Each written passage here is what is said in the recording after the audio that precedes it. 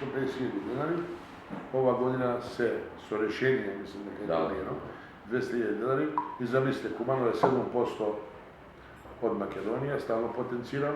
Na tako programna kultura dobivame 3.000 evra za cijela godina, za cijelo to kulturno doživljavanje. Pa сега вие новинарите проценite da li se to dovoljni sredstva, ako u nekoj drugi zajednici se dava za nekakvi slučki ovako leto, onako leto, ovakvi nastani, so enormni sumi pari. Evo, včera objavili дека неколку уметници добиле по 10.000 евра за по една песна, а нашиот град, кој е 7% од популација, добива 3.000 евра на годишен ниво. Мислам дека анализата треба да биде во ваши ръце. Може ли не може да се воздржам од сите овие искажувања. Овие тројца луѓе со еден недостатъцima, доктор Ристо Келешев, како прв човек на тамбурашкиот, кумановските тамбураши, започна да го организира овој фестивал. Градоначалникот како градоначалник, Нино и Келешев како представници од тамбурашкиот оркестар, а јас како директор на Национална установа Центар за култура. И тоа беше најприродна работа да една таква установа која има еден преубав простор, кој има вработено стручни лица, има целокупна техника и се она што е потребно за една успешна организација, и така и го направивме тој фестивал и имавме директен пренос од македонската телевизија.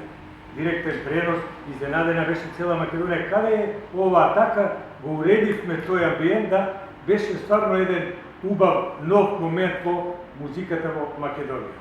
И се одеше така додека политиката не се меша во тоа. Значи, јас како директор на Центар за култура ја работите таа работа, ама не само ја, целиот Центар за култура.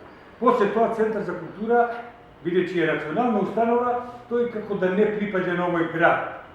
И од тогаш наваму ние културата ја преселивме на градскиот площад, на Кејо, во Пелице, се во некои импровизирани услови, а не таму каде што му е местото на тоа. И она што реков беше престижно, директен пренос 2 дена на македонската телевизија, да доаѓаме до статуса, што го рече и градоначалникот, да плаќаме за да некој врши пренос од овој настан. Многу ми е жал што овие неколку последни години овој фестивал, кој имаше една нагорна линија во однос на ние не поминавме од некои непознати причини од еден потесен простор на градски площад. Сите овие имиња што сега се шетат из Македонија и гостуват во другите градови што не било и на нас, беа на овој градски площад, први на овој градски площад. Меѓутоа, се гордееме со тоа што и покрај сите овие општо познати притисци што ги има Куманово, продолжуваме и понатаму и се надеваме на подобри денови и площад и многу позвучни имиња, меѓутоа и оваа понуда што имаме во рамките на сегашните можности, ќе видите утре и задутре дека е одличен избор и ќе продолжи традицијата на тамбурашкиот фестивал во Куманово и понатаму.